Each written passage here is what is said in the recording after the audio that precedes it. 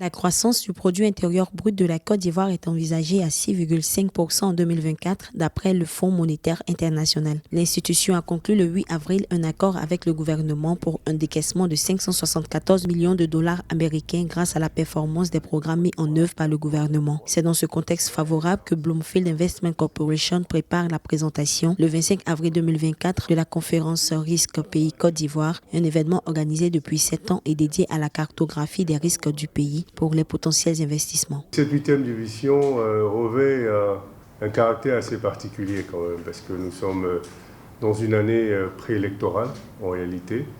L'élection en Côte d'Ivoire aura lieu l'année prochaine.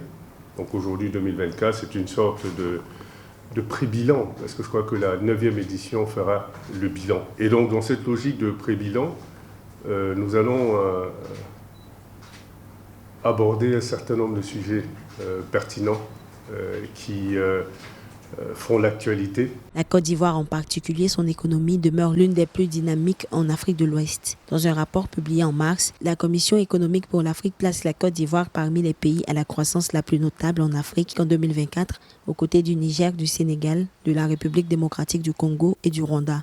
Pour la Côte d'Ivoire, l'évaluation du risque pays permet de donner une meilleure visibilité aux investisseurs et aux partenaires de développement. Cette conférence aujourd'hui est devenue, si vous voulez, une sorte d'institution. Elle est devenue une plateforme économique extrêmement importante pour la Côte d'Ivoire.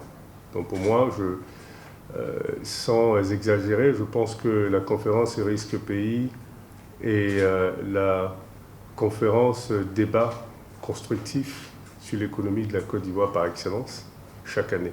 Lors de la 7e édition de la conférence Risque Pays Côte d'Ivoire en mai 2023, la Côte d'Ivoire s'est vue attribuer la note de 6,2 sur une échelle de 10, classement qui la maintient dans la catégorie des pays à risque faible, donc favorable à l'investissement.